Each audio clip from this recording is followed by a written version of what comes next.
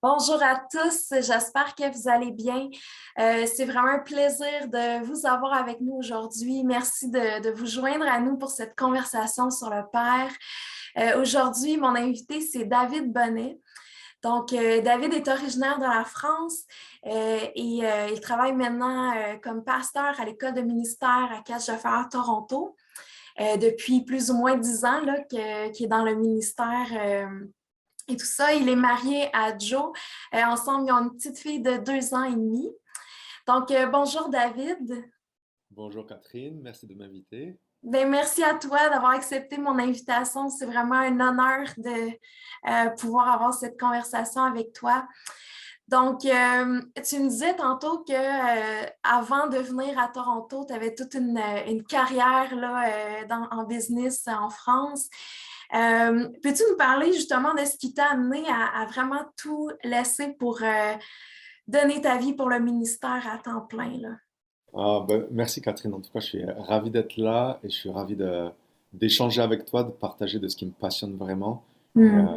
bravo pour tout le travail que tu fais, c'est vraiment beau. Euh, pour, euh, oui, pour mon parcours, ça fait presque 10 ans que je suis à Toronto, plus de 10 ans maintenant. Et avant en France, j'ai toute ma famille qui est encore en France. J'ai eu pendant 9 ans, j'ai eu un travail en tant que chargé de projet dans une belle entreprise en France.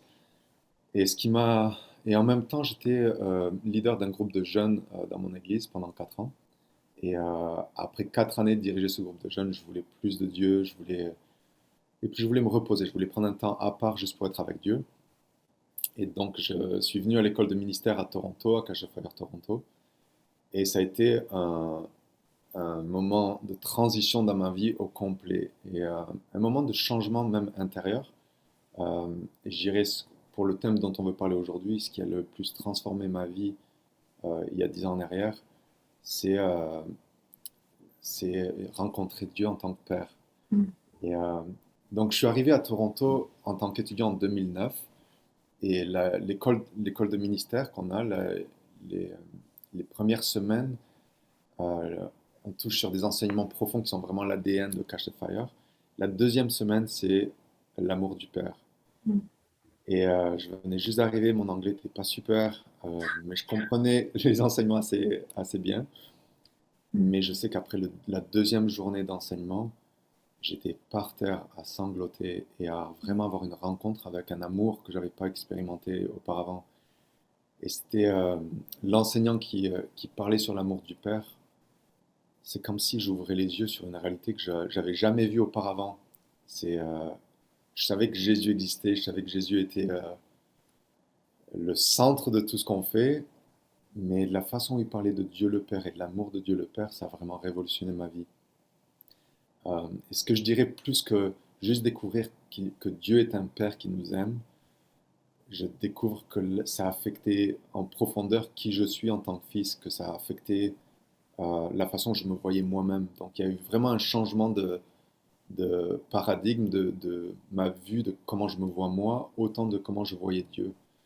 Et ça a commencé un cheminement dans lequel je suis toujours, mais qui est d'apprendre à être un fils. Qu'est-ce que ça veut dire d'être un fils? Qu'est-ce que ça veut dire d'être ma relation à Dieu au lieu d'être euh, une relation de serviteur à un maître, c'est devenir une relation d'être un fils à un père. Et c'est une grosse différence.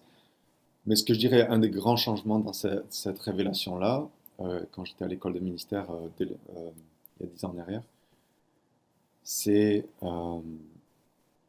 c'est juste la façon dont je voyais Dieu. Je réalise maintenant que ma vue de Dieu, auparavant, était vraiment un Dieu qui était dur, qui était très exigeant, et surtout qui regardait pour voir toutes les erreurs que je pouvais faire et qui cherchait juste à me corriger euh, au lieu de m'aimer. Et je pense que ça se voyait dans mon attitude, comment je me comportais. J'étais assez sérieux, très intense. Et, euh, et de découvrir que Dieu est de bonne humeur, ça a été une des plus grandes révélations que j'ai eues. Je Hmm. pensais que Dieu était stressé ou très en colère par rapport à tout le mal qu'il y a dans le monde Ouais. et qu'il fallait qu'on se batte vraiment pour essayer de faire ce qu'il veut et comment dire.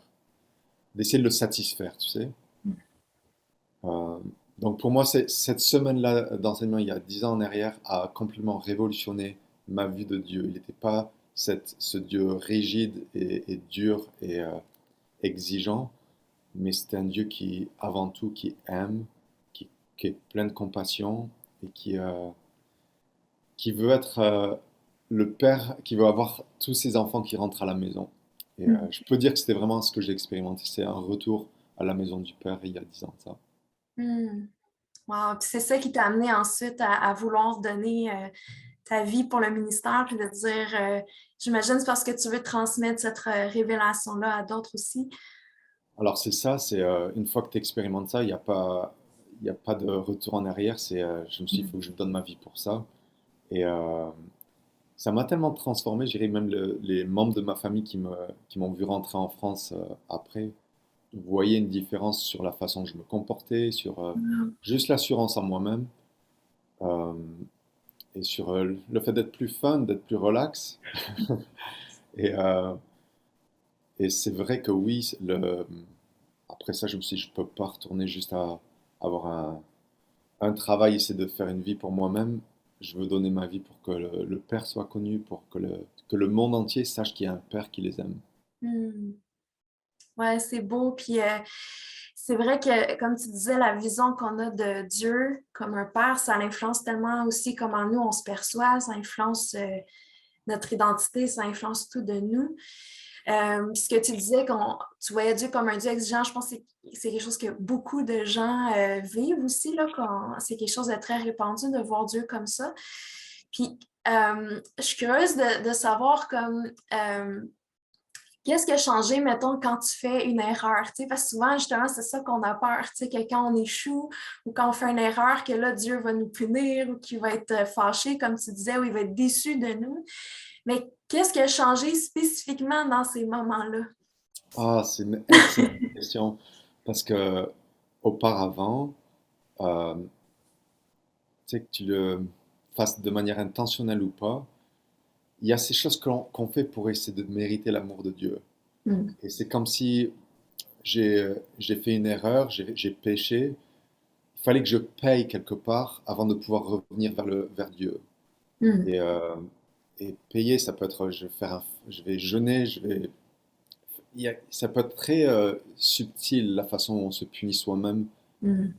de, pour, euh, pour, pour sentir qu'on mérite maintenant de revenir vers Dieu, que maintenant il va nous accepter parce qu'on a payé quelque chose. La différence maintenant et après cette révélation-là, c'est qu'au Mhm. lieu de courir au loin de Dieu euh, quand je pêche, quand je fais une erreur, je cours vers lui. Mm. Et je dis pas que ça a été tout facile, mais je peux le dire qu'aujourd'hui, c'est vraiment ma réalité.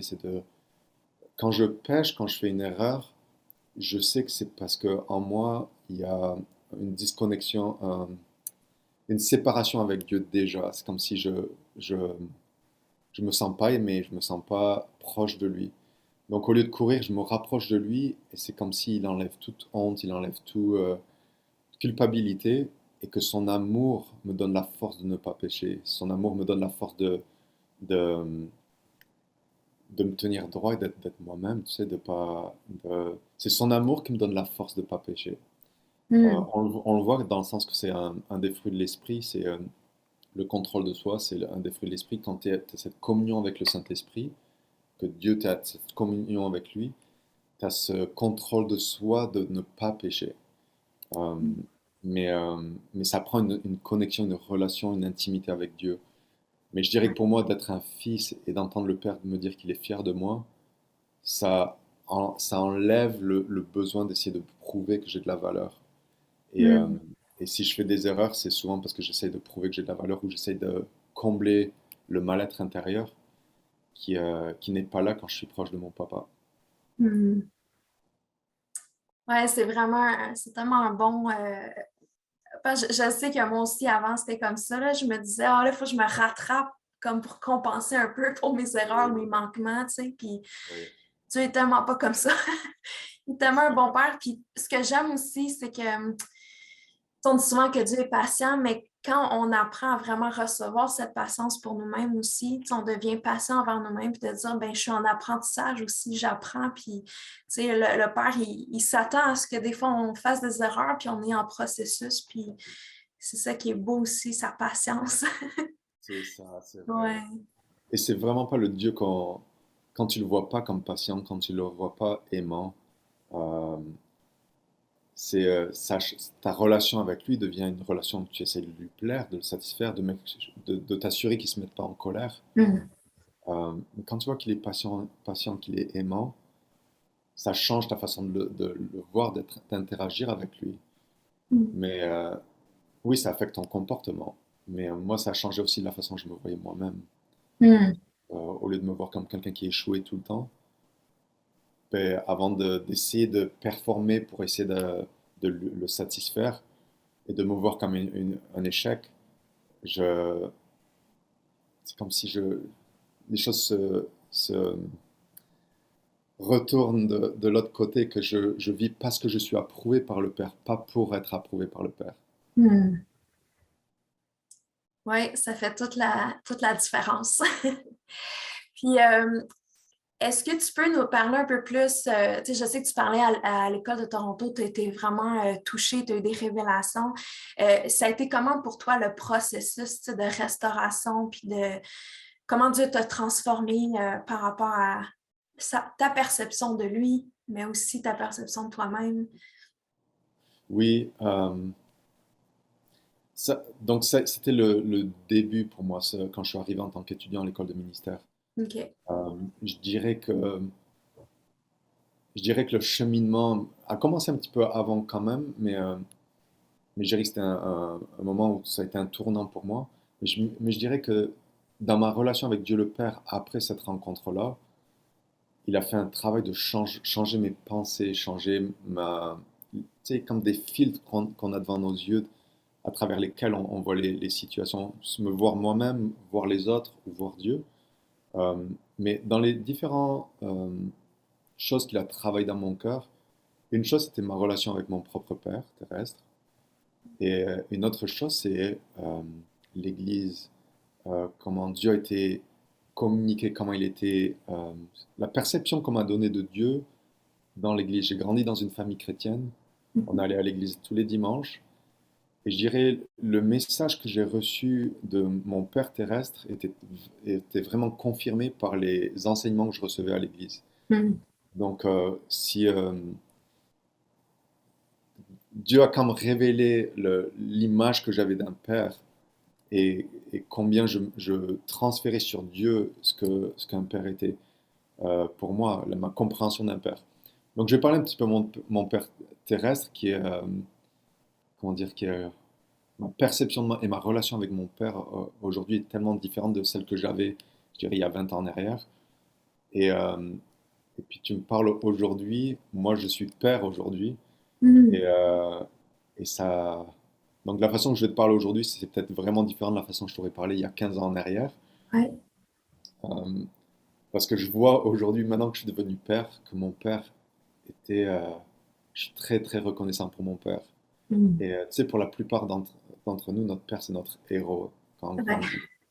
Et, euh, et je peux te dire, il y a tellement de choses, je suis extrêmement reconnaissant des choses que j'ai appris de lui, des choses qu'il a voulu m'enseigner, m'apprendre. Et une grande partie de qui je suis aujourd'hui, c'est à cause de mon père terrestre. Mm. Mais ce que j'apprends aujourd'hui, ce que j'ai découvert sur ce processus de guérison avec Dieu en tant que père, c'est qu'il y a bien des choses que je percevais de mon père terrestre qui n'étaient pas forcément justes, on a eu des discussions ensemble, et il y a des choses que j'ai perçues de mon père terrestre qui n'étaient pas ses intentions.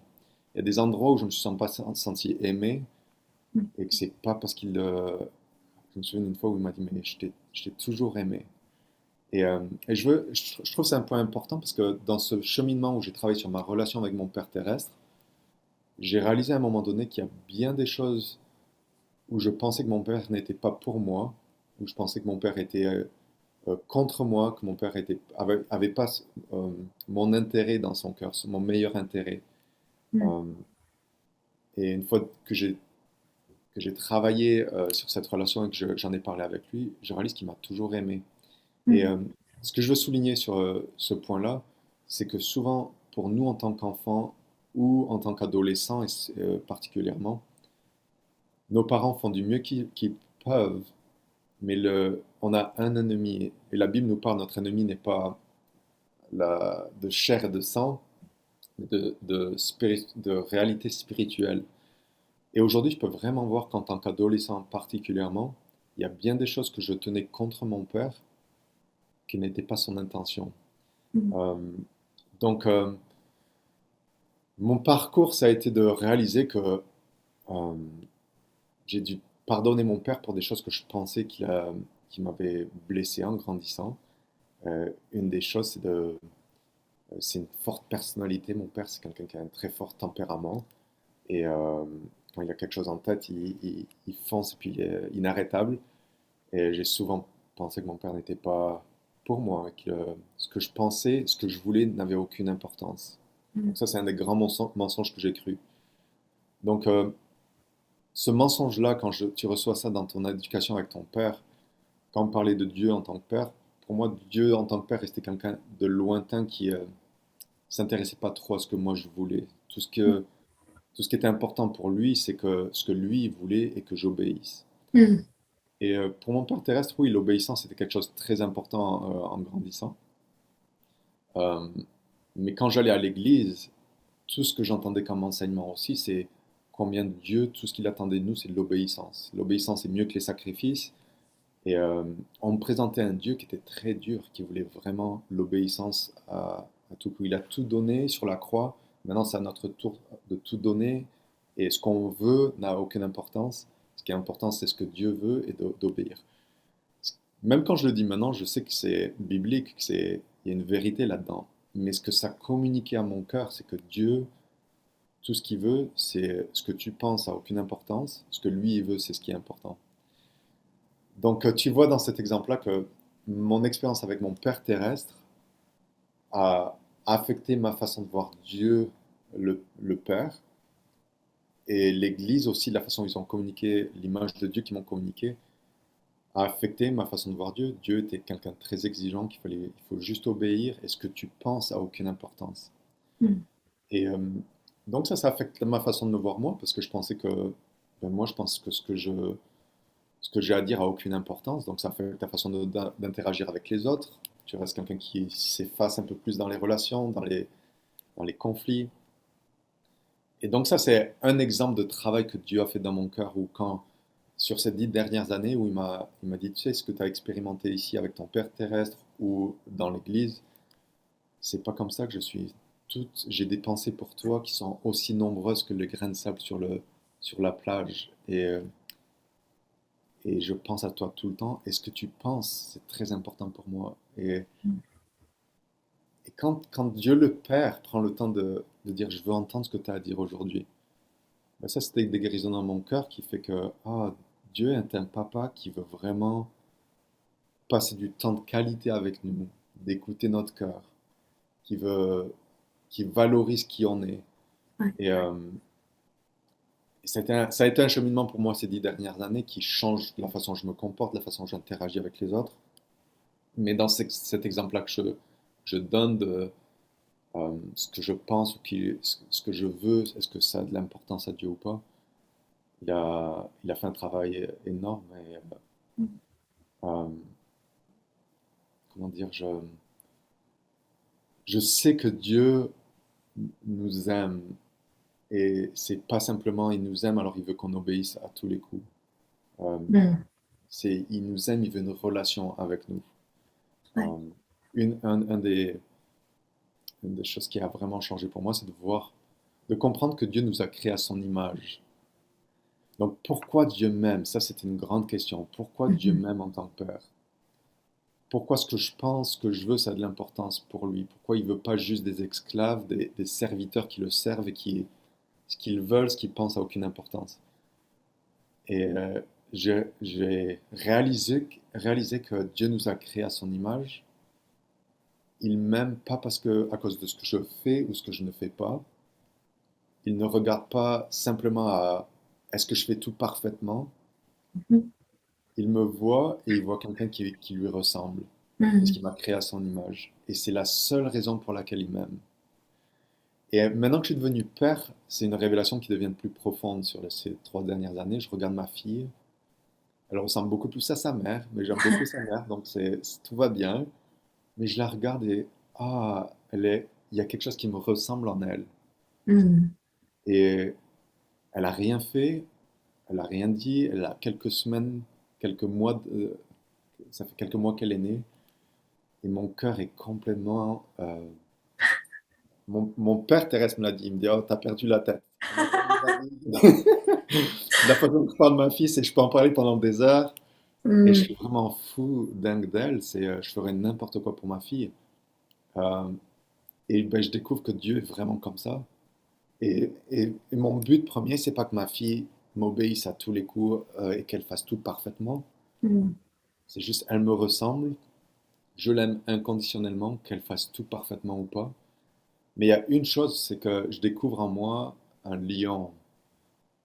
Il y a une partie de moi qui est vraiment protectrice maintenant, que j'ai jamais même vu avant. Je ferais n'importe quoi pour la protéger. Mhm. Et Dieu le Père est comme ça avec nous, c'est que il n'est pas en colère après nous, il veut juste une relation avec nous, il veut juste nous aimer, mais il est en colère après un seul ennemi, celui qui veut nous détruire, qui veut nous voler, tuer et détruire. Et, euh, et c'est la façon de Dieu le Père nous révéler à quel point on lui ressemble, à quel point il veut qu'on sache premièrement qu'il nous aime inconditionnellement. Mhm. Wow, c'est super bon. Puis c'est vrai que je pense que tous les chrétiens, on sait que Dieu est amour, que Dieu nous aime, mais des fois, on a de la difficulté à le croire pour nous-mêmes, puis à vraiment s'approprier, tu sais, cet amour, puis de dire, je vais tu sais, de le ressentir, puis de le croire, tu sais. Puis c'est vrai, là, c'est une belle image que tu donnes avec ta fille, tu sais, comment que, tu sais, un petit bébé, ça n'a rien fait pour nous, c'est le contraire, ça a juste des besoins. Mais en même Ouais. temps, on les aime tellement, là, tu sais, moi, j'ai une petite nièce, là, puis moi aussi, je suis complètement gaga, là. Mais c'est fou, comme, elle fait rien pour moi, mais c'est juste, je l'aime tellement, puis c'est juste de passer du temps avec elle, c'est un plaisir, puis je me dis, mais c'est vrai que Dieu est comme ça avec nous, puis quand on parle de l'obéissance aussi, euh, c'est qu'on réalise le cœur de Dieu derrière ce qu'il nous demande aussi dans l'obéissance. C'est toujours pour nous protéger, c'est parce qu'il veut notre bien, il veut qu'on s'épanouisse, il veut qu'on se rapproche de lui, il veut ce qui est bon, tu sais. Fait que c'est pas d'obéir au doigt et à l'œil juste pour se faire obéir, juste pour le fun de se faire obéir, là, tu sais. Et ça, et là, tu mets vraiment le doigt sur ce qui était très profond dans mon cœur, c'est que Mm. euh, euh, un des plus beaux cadeaux de la vie pour moi, c'était j'ai grandi dans une famille avec 8 frères et sœurs. On est 8 frères et sœurs. Wow. Et on s'aime énormément et la valeur de la famille est très importante pour nous. Donc, c'est dans ce sens-là où je dis, mes parents ont fait un excellent travail de nous montrer que la famille, c'est ce qui est le plus important. Mm. Euh, mais quand tu as 8 enfants, papa est l'homme fort de la famille et bien sûr qu'il faut des règles, bien sûr que l'obéissance devient quelque chose de très important. Et bien sûr que le temps de qualité, tu sais, de prendre du temps avec chaque enfant pour que tu saches que tu es aimé, ça devient plus compliqué quand tu as 8 enfants. Ouais. Euh, donc il y a beaucoup de choses, je trouve qu'ils ont fait un excellent travail, mais qu'en même temps, c'est sûr que ça a présenté des challenges juste d'être une famille nombreuse, tu sais. Mais donc, bien sûr, l'emphase sur l'obéissance est plus importante quand tu as une grande famille, tu sais. Mm. Mais après, c'est les enseignements aussi à l'Église qui renforçaient ce message-là. Mais tu Ouais. viens de mettre le doigt sur quelque chose de très important, c'est que l'obéissance, c'est biblique, c'est important d'obéir à Dieu. Mais pourquoi le cœur de Dieu derrière l'obéissance, c'est ce qui fait Mm. toute la différence. Je ne savais pas que Dieu était pour moi. Ouais. Et c'est là où je parlais de ma perception même de mon Père terrestre. Je ne savais pas que mon Père terrestre était pour moi en tant qu'adolescent. Et Mm. en tant que jeune adulte aussi. Je pensais que c'était juste l'obéissance pour l'obéissance. Et je pensais que l'Église nous communiquait ce message-là aussi. Mm. Alors que quand tu sais et qu'aujourd'hui je sais que mon Père est pour moi, il peut me demander quoi que ce soit, ça sera avec plaisir que je lui obéis. Et terrestre ou céleste. Euh, Et c'est ce que j'essaie de faire avec ma fille maintenant. C'est si on a une bonne relation, j'espère qu'elle m'obéira parce qu'elle sait à quel point je l'aime et que ce que je lui demande, c'est pour son bien, pas Ouais. pour moi personnellement. Donc Mm. c'est un point très important. Mhm. Euh, tu sais, une autre pensée que j'ai sur ce que tu dis, c'est fascinant comment tu peux lire la Bible et voir Dieu avec le même livre. Des Mm. gens voient Dieu comme quelqu'un qui est très en colère, très exigeant et qui n'est pas relationnel. Tu vois la colère de Dieu qui est surtout dans l'Ancien Testament. Et c'est pour ça qu'il y a beaucoup de chrétiens qui, tout ce qu'ils pensent, c'est un Dieu, c'est la loi, il faut obéir. Il te demande de faire des choses, il faut que tu le fasses, mais ils n'ont pas cette relation où l'amour inconditionnel de Dieu est pas évident à recevoir. Mm. Avec le même livre. Et quand mes yeux se sont ouverts sur Dieu, un Dieu qui m'aime de manière inconditionnelle, je lis le même livre, la Bible, et tout ce que je peux voir, même dans l'Ancien Testament, c'est un Dieu qui aime de manière inconditionnelle, qui est très patient Mm. et qui est vraiment pour moi. Et, et qui n'est pas un Dieu égoïste qui cherche à prouver qu'il a du pouvoir. Ouais. Euh, donc c'est fascinant comme notre perception affecte même la façon dont on lit la Bible. C'est vrai. Mm. Surtout dans l'Ancien Testament, souvent c'est quelque chose qu'on entend. Ah, le Dieu de l'Ancien Testament, il n'est pas pareil comme Jésus, mais c'est la même personne. C'est juste que tu sais, la manière qu'on le perçoit. Puis dernièrement, j'entendais un pasteur qui disait il dit, imagine les mêmes paroles que Dieu dit, mais imagine comme s'il les disait avec un sourire. Puis déjà, ça change complètement comme C'est la vrai, ouais. perception que tu as de ce qu'il vient de dire. Tu sais. On dirait qu'on imagine le Dieu de l'Ancien Testament avec une grosse voix sévère. Puis, mais tu sais, peut-être qu'il le disait avec tellement de douceur, puis avec un sourire, ou on ne sait pas, tu sais, comme la manière qu'il disait, ça change tout, tu sais, le ton de... C'est vrai, c'est vrai. Mais oui. Euh, Si je peux ajouter une chose, oui, vas-y, vas-y. il y a une pensée que j'ai que je trouve très importante, c'est euh,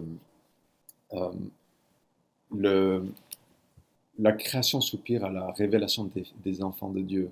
Tu sais, Mm. ce passage-là. Euh, John et Carol Arnott me disaient il y a encore pas très longtemps de ça, une pensée qui est fondamentale pour l'humanité. Ils me disaient au cœur, le problème fondamental de l'humanité, c'est le manque de fatherlessness, le manque de père. Mm. C'est comme si le problème de l'humanité, de tout homme, tout être humain sur la Terre, euh, sans faire attention à la culture, de manière universelle, je dirais, le Mm. problème de l'humanité, c'est le manque de père, ou comment tu dis ça, l'esprit d'orphelin. Mm. Et c'est pour ça que j'étais tellement ravi que tu m'invites à venir parler, que je suis ravi de ce que tu fais sur ce thème-là, Mm. parce que tout être humain sur la Terre a besoin d'une chose. Au cœur de notre être, on soupire à une chose, c'est d'avoir un papa qui nous prend dans les bras et qui nous Mm. dit qu'on est aimé et qu'il est pour nous et qu'on a de la valeur. Ouais. Tout être humain soupire à ça. Et Mm. certains d'entre nous, on a un père terrestre qui a reflété ça plus ou moins bien. Certains l'ont pas eu, certains l'ont eu. Tu sais, mais il n'y a aucun père terrestre qui est parfait. Même les pères les plus euh, Ouais. aimants et protecteurs. Et Dieu le Père est le seul qui est le Père parfait, qui peut venir remplir ce besoin dans l'être humain de savoir qu'on a de la valeur, qu'on a un Père qu'on a été créé à son image et qui nous aime, cet amour inconditionnel. Mm. Donc, j'aime ce passage-là qui dit la création soupire à la révélation des enfants de Dieu, parce que je pense ce qui peut transformer ce monde, c'est Mm. quand on commence à marcher dans cette réalité en tant qu'enfant de Dieu, qu'on est aimé par notre Père céleste. Ouais. C'est vraiment ce que le monde soupire à recevoir. Donc, Mm. c'est ça. Ouais, c'est bon, merci. Puis, est-ce que tu aurais un conseil à donner pour des gens qui, bon, peut-être qui ont déjà entendu ce message-là, mais qui veulent le vivre encore plus, leur identité de fils et de fille, puis des fois, on ne sait pas par où commencer. Est-ce que tu aurais je sais pas, des conseils ou des trucs concrets là, à intégrer au quotidien, des choses qu'on peut faire pour se rapprocher du Père? Oui, très bonne question. J'ai des gens parfois qui me disent, «Oh, tu parles sur l'amour du Père.» Euh, oui, j'ai déjà entendu ce message-là, je le sais, je connais. Et ça me fait sourire à chaque fois. Puis on en rigole ici un petit peu parce que euh, notre tendance à être orphelin au niveau de l'esprit, au niveau de cœur, c'est tellement, comment dire, ce sera une bataille qu'on porte toute notre vie. Mm. Donc je dirais que l'amour du Père, c'est pas un message que tu peux écouter et juste répéter et puis tu l'as eu, c'est fini. Mm. C'est un parcours de vie. Ça fait que 10 ans pour moi, mais je sais que jusqu'à mon dernier souffle, il y aura cette bataille d'apprendre à être un fils. Mm. Euh, le conseil que je peux donner, c'est, on a eu un enseignant qui est venu ici à l'école de Toronto. Il vient plus ces dernières années, mais quelqu'un qui m'a vraiment impacté. Il a dit ceci. C'est quelqu'un qui avait ses émotions étaient très haut, bas, tu sais, dépression, des choses comme ça avec lesquelles il se débattait. Et il a dit, j'ai dédié ma vie pendant 3 ans et demi à juste écouter ce que le Père voulait me dire. Mm. Et juste sur me laisser aimer par le Père.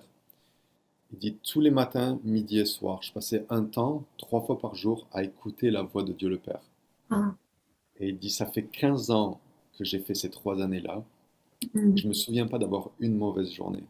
Oh, wow. Et quand il a dit ça, ça m'a offensé. J'étais là, t'es ici en train de me dire que t'as pas eu une mauvaise journée en 15 ans. Qui es-tu? Est-ce que tu es humain, tu sais? Et, mais en même temps, il a dit, c'est pas que j'ai pas des mauvais moments, mais ça dure jamais toute une journée. C'est quelque chose qui m'affecte. Je sais que j'ai un père qui est pour moi, qui est avec moi, et il rebondit, alors qu'avant, il était pendant des semaines, il allait pas bien. Mm.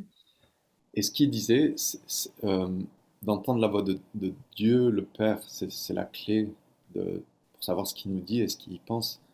Il y a ce verset qui dit, l'homme ne vivra pas de pain seulement, mais de toute parole qui sort de la bouche de Dieu. Mm. Pour que toi et moi, on soit en vie, spirituellement, émotionnellement, qu'on se sente en vie et bien, euh, on a besoin d'entendre ce que le Père veut nous dire tous les jours. Mm. Jésus, il est mort sur la croix pour qu'on ait la vie et la vie en abondance. Et ce que Jésus il a fait, il est venu pour nous ramener vers le Père, pour restaurer notre relation avec le Père. Il nous a réconciliés avec le Père. Mm. Donc Jésus, il sait une chose, c'est que toi et moi, on a besoin d'une chose, c'est d'entendre les paroles qui sortent de la bouche de Dieu le Père. Mm. Donc moi, pratiquement, il y a des jours, je te le cache pas, il y a des jours où ça va pas, où j'ai des pensées négatives et je me sens au ras des pâquerettes. Et quand ça arrive, je m'arrête, je sais quand la dernière fois que j'ai passé du temps avec papa, avec Mm. mon Père Céleste. Et ça manque jamais. Quand j'ai des pensées négatives face à moi-même, face à une situation, souvent c'est que je me suis éloigné de ce que le Père pense de moi. Et quand je pense du temps juste à faire mon journal, à écouter la voix de Dieu le Père, il me donne une perspective différente, il y a tout qui change. Mm. Et ça me booste pendant un bon bout de temps, mais si je suis plus consistant à écouter la voix de Dieu le Père, ça complètement change la façon dont je vois la vie, où je vois. Demande à ma femme comment comment notre relation elle est quand je passe du temps avec Dieu le Père ou quand j'en passe pas. Mm. Quand je vis en tant que fils ou quand je vis en tant qu'orphelin. Donc c'est juste de se nourrir de toute parole qui sort de la bouche du Père. Et de manière pratique, Jésus est venu pour qu'on puisse entendre sa voix, qu'on puisse entendre la voix du Père. Donc mon conseil premier, c'est euh, si quelqu'un écoute aujourd'hui et que tu ne sais pas comment entendre la voix de Dieu, c'est de trouver des enseignements très pratiques de comment entendre sa voix. Mm. C'est une clé fondamentale. On ne peut pas vivre une vie chrétienne sans entendre la voix de Dieu. Toutes nos formations à l'école de ministère commencent avec une semaine sur comment entendre la voix de Dieu. Et tous les jours, on demande à nos étudiants de passer du temps à écouter la voix de Dieu, dans leur journal, à écrire ce que Dieu leur dit. Mm. Et ils font ça pendant 5 mois, écouter tous les jours la voix de Dieu. La deuxième semaine de notre école de formation, c'est connaître Dieu en tant que Père. Donc c'est deux clés fondamentales, entendre sa voix et le découvrir en tant que Père. Mm. Qui que ce soit qui écoute aujourd'hui, si vous prenez ces clés-là, entendre la voix de Dieu et de poursuivre, de le laisser vous parler en tant que Père, la vie n'est plus la même. La Mm. façon dont vous vous voyez va complètement changer. La façon dont vous voyez les autres va complètement changer. Et la façon dont vous voyez Dieu va d'abord changer. Donc, j'espère que c'est concret, suffisamment concret comme conseil, mais c'est le meilleur conseil que je peux donner. Oui, c'est tellement important ce que tu dis parce que j'ai l'impression que des fois, il y a des gens aussi qu'on entend, des gens qui vivent des expériences vraiment fortes, tu sais, qui vont pleurer, qui vont être submergés là, dans l'amour du Père. Puis on pense que c'est juste un événement comme ça que ça nous prend pour être transformés, mais on peut tellement être intentionnel, tu sais, dans la vie de tous les jours, à venir dans sa présence, à recevoir son amour, puis comme tu dis, à écouter sa voix, puis c'est ça qui nous transforme vraiment aussi dans, ça renouvelle notre intelligence, puis nos pensées, puis tout ça. Fait que oui, c'est super quand Dieu fait tu sais, des gros moments là, qui déverse son amour, puis qu'on est bouleversé. C'est le fun quand ça arrive, mais en même temps, euh, on peut être intentionnel aussi, tu sais, de recevoir ses paroles, recevoir son amour. Fait que c'est Oui, super important oui. ce que tu dis. Merci beaucoup, David.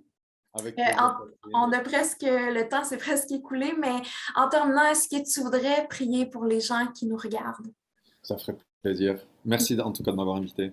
Ça fait plaisir. Père, je te remercie pour chaque personne qui écoute maintenant. Et merci de ton affection, de ton amour. Merci que tu es toujours pour nous, que tu es toujours avec nous. Père, je prie que chaque personne qui écoute euh, puisse grandir dans cette soif de te découvrir, de te connaître et de recevoir cette révélation. Que tu es un Dieu qui est bon, que tu es un Dieu qui est de bonne humeur, tu es un Dieu qui est fun, que tu es un Dieu que, que tu es, toutes tes intentions sont pour nous, pour notre bien. Père, je prie que tu viennes changer euh, nos façons de penser qui ne s'alignent pas avec qui tu es. Je te demande de venir et de nous aider à transformer notre façon de te voir. Père, je prie que chaque personne qui écoute aujourd'hui, tu viennes révéler comment leur façon de te voir a été affectée par le Père terrestre qu'ils ont eu ou par ce que l'Église leur a communiqué de qui tu es. Et je te demande de venir racheter cette image de Dieu le Père, de qui tu es en tant que Père. Et Père, alors que tu nous montres dans la Bible, alors que tu nous parles de qui tu es en tant que Père, je prie que tu nous enseignes à être des fils et des filles, à avoir une attitude de cœur qui se positionne comme un fils et une fille de, de Dieu le Père, de toi, Père. Viens enlever toute attitude orpheline dans nos cœurs. Enseigne-nous à vivre où on se laisse aimer par toi. Mm. Et, et je prie pour chaque personne qui se débat avec cette idée, je suis aimé, je suis quelqu'un qui est aimé. Et Père, oui, l'amour, c'est quelque chose qu'on doit expérimenter. Je prie que pendant que je prie, les personnes qui écoutent puissent ressentir ton amour maintenant. Je te demande de mettre tes bras autour de chaque personne qui écoute, qu'elle puisse sentir ton cœur battre et sentir que tu les aimes. Et si tu m'écoutes, maintenant je veux que tu saches, je peux entendre Dieu le Père qui dit, je t'aime parce que je t'ai créé à mon image. Mon amour pour toi ne dépend pas de ce que tu as fait ou ce que tu n'as pas fait, je t'aime de manière inconditionnelle. Et mon amour pour toi ne tarira jamais. Ouais, je prie que tu puisses recevoir cette affection maintenant, que Dieu le Père, que tu saches qu'il est toujours pour toi, qu'il est toujours avec toi, qu'il ne regarde pas à tes erreurs et à, comment dire, il ne regarde pas ce que tu as fait de bien ou de pas bien pour te juger, il regarde principalement à est-ce que tu reçois son affection, est-ce que Est-ce que tu désires qu'il soit impliqué dans ta vie? Est-ce que tu veux une relation avec lui? Et je veux que tu saches, j'entends Dieu qui dit, tout ce que je veux avec toi, c'est avant toute chose, c'est une relation, c'est une intimité. Je veux d'abord que tu saches à quel point tu es aimé. Donc pendant que je prie, je te demande, je te remercie Seigneur Jésus, que tu es mort sur la croix pour démontrer, nous prouver que Dieu nous aime, que le Père est pour nous et qu'il est plein d'affection pour nous. Alors Père, on te remercie et on se positionne pour recevoir ton affection aujourd'hui. Amen. Amen. Merci beaucoup, David. C'était vraiment un plaisir de discuter avec toi. Avec plaisir, Catherine. Merci de m'avoir invité. Puis je remercie à vous tous qui avez écouté. J'espère que ça vous a encouragé autant que ça m'a encouragé. Puis je vous dis que Dieu vous bénisse, puis vraiment que le Père vienne se révéler à vous encore plus. Donc à la prochaine!